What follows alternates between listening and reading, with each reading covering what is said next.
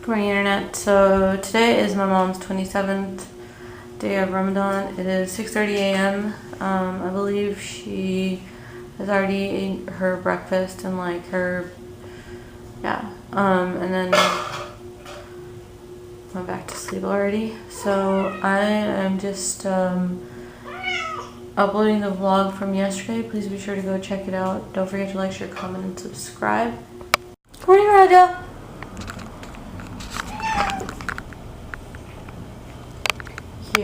Okay, so I'm going to go ahead and I'm going to contour with Hoola bronzer. So let's see.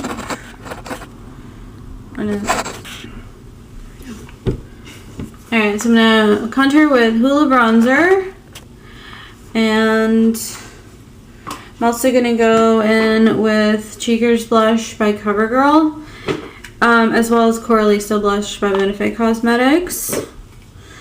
And you can use whatever brush. The Benefit Cosmetics Hoola bronzer by Benefit actually comes with its own little doohickey, so I'm going to use that to kind of contour a little bit.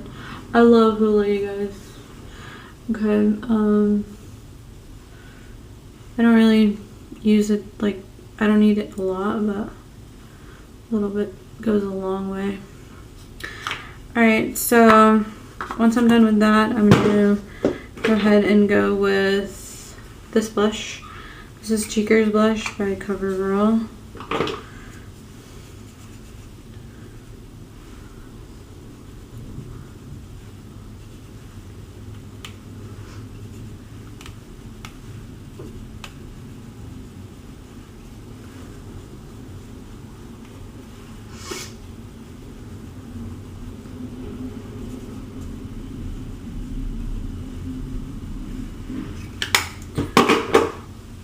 Alright, now I'm going to go in with Coralista by Benefit. I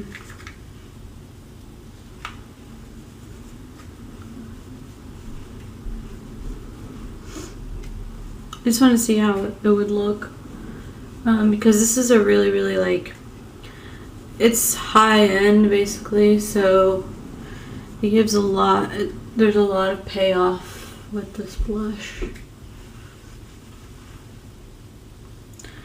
Okay, so now I'm new, let's see.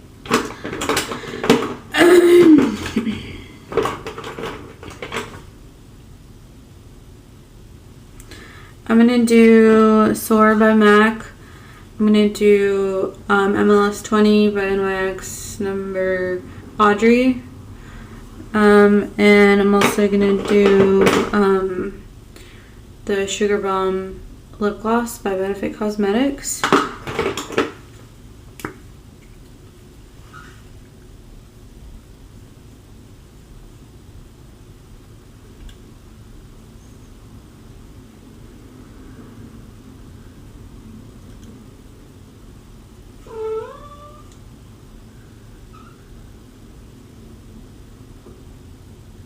I love MAC lip liners as well. I feel like they're almost like a lipstick.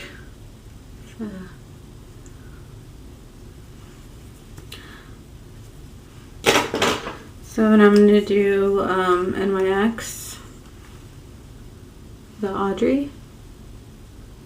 This is like a nude pink shade. I'm going to do a color swatch for y'all.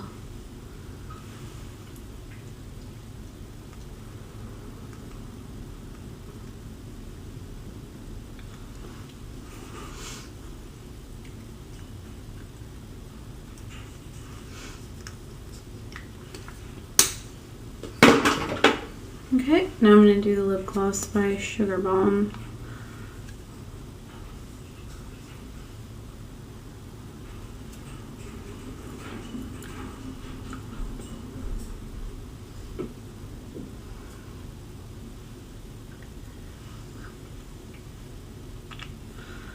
Okay, awesome.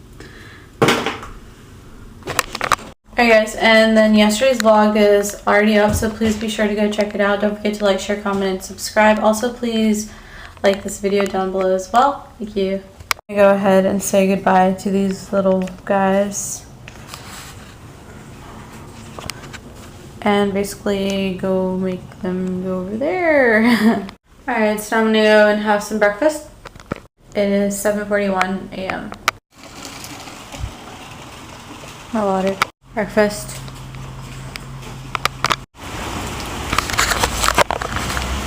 It is raining outside today, guys.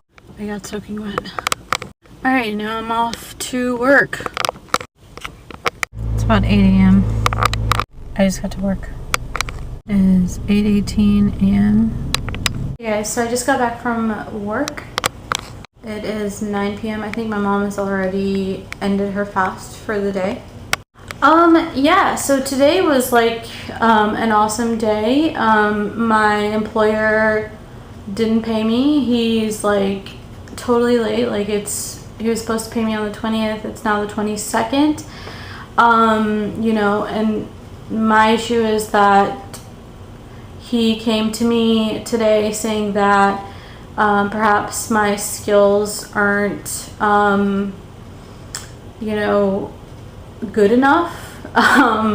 So he was like, you don't know how to start an IV or something like that, which yeah, I mean, I have training on it, but I've only ever practiced it once. MAs aren't really, you know, necessarily known for starting IVs. Mainly we do phlebotomy, we do EKGs, and we do front office work, taking patient histories and vitals, and you know, and whatnot. So yeah, I mean, it's just great, you know, like, you know, like, I literally waited like 2 months on this guy and for this practice to open up, which means that there was no money that was just like flowing in and out of my bank account or anything like that. So now, having been told that, you know, we have to go back and re-interview, it just, you know, I have no words. I don't have space in my life for negativity. So, and basically feeling like I am worthless, or that I am beneath someone else, or that my life is invaluable, or it is less valuable than someone else's. I personally feel like this doctor doesn't really know what he's doing, or what he's getting himself into, maybe. Whatever the case may be, like, I'm really sick and tired of the bullshit. And basically earlier today, he came up to me and he said, I'm going to cut your hours. So I agreed with him that I would re-interview. Now he's basically saying that I'm on a probationary period, which I was under the understanding that, like, whenever I was actually given the contract, or like the employment agreement, that I was a direct hire, that I was full on hired. I feel like there's a level of trust, especially with my current job. Whenever I was interviewing, you know, I myself was interviewing the person that I would be working for, not necessarily the other way around. It goes both ways, you know, and I thought there was trust. Like, you know, I like this physician. Like, I thought I could trust him. So, but what unveiled or what unraveled today, it's basically like I'm back on the job market. Like literally all I do is at work is I go to work, I sit down and I don't talk. Like the whole entire time, 12 hours that I'm at work, I don't talk. I stay quiet and I do my job. And I see my patients, whatever patients that do, come in. I do see them and I do, do whatever that I have to do, as far as like, my job duties and everything go. But I don't talk. I don't even move. I don't even think about doing anything outside of my job description. I'm just gonna have dinner right now. This is a plain whole wheat round bread with cauliflower and potatoes. So I had a total of 3 patients today that came in. One patient came in with a sore throat. She had an HSA, which is a high spending account. Basically, I think she had like a really, really high deductible, somewhere in the 10,000 range or something like that. So we did have to charge her our like office visit, which is $125 to come in and see the doctor, which she agreed to pay, no worries, and everything. So, and I think he prescribed her like 3 medications. I think one of them was a Medrol pack, clethromycin or something like that, and amoxicillin and omeprazole. I had another patient that came in today. He was complaining about a poison oak rash on his stomach, saying that he was in a lot of pain, that it was difficult for him to stand. And yeah, so he was seen by the physician, and we did an H. pylori test on him. He actually came out to be positive. Basically how that goes is I just collect some blood by poking like just the fingertip, like with a lancet, like you would for diabetes glucose check. And then as soon as the blood starts to come out, it actually comes like the kit, like the H. pylori test kit. It actually comes with like a little glass pipe. It's very, very like very, very slim, and you have to collect like you have to just like put that little glass tube basically onto the site where the blood is coming out and collect it into that little glass pipe. And then you just have like this little disc. It's sort of like a strep test. So you have like 3 droppers, and it tells you like if, for example, if it's positive or negative. If there's 2 solid lines, that means it's positive for H. pylori. If there's 1 positive and 1 solid and 1 kind of faded, that also means that it's positive. And his pretty much did come out to be positive. So yeah, so I think he prescribed, several things for that.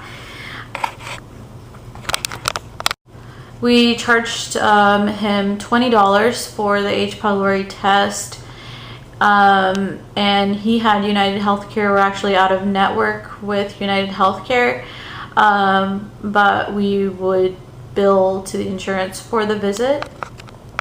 And then I had one other patient that came in for dysuria, which is pain on urination, and I think there was she was complaining that she was also having hematuria, which means that there was blood in the urine. We sent off her urine sample for a culture. So the culture and sensitivity, the urine culture is sent off in a culture and sensitivity tube. So that basically comes, so we'll have like the urine sample, and then we will the culture and sensitivity like pack itself. It comes with a gray top tube, like any tube used for phlebotomy, and then it also comes with a needle with like a hub on it, and then the hub actually has like a sort of straw coming out. Yeah, so the straw end actually goes inside where the sample of urine is, and then we use the gray top vacutainer to basically put onto where the needle is outside, and then we just push it in, and it sucks up. It has a vacuum inside of it, so it sucks up that urine into that gray top vacutainer. And then I just filled up a lab requisition. We use Quest Diagnostics, and just sent it off for a UA with a stat delivery pickup, because the routine delivery pickup, like, it takes like forever. Like so I had to call them like in the middle of the day around like 5 p.m. So that they would have plenty of time to actually stop by and pick up you know, the culture and sensitivity. So I think Quest will charge for the stat pickup. And the person that came to pick it up was actually Muslim.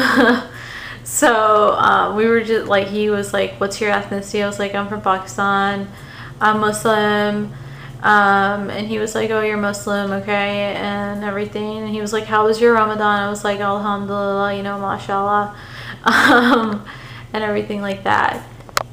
I think they still took like 2 hours or so to come and pick up the specimen, but still, I still think stat is faster and more like timely than the routine pickup, because I actually see it getting picked up and like with my own eyes, rather than it sitting in the box outside, like after I've already left work, and then they come pick it up. So that's just kind of like unusual for me.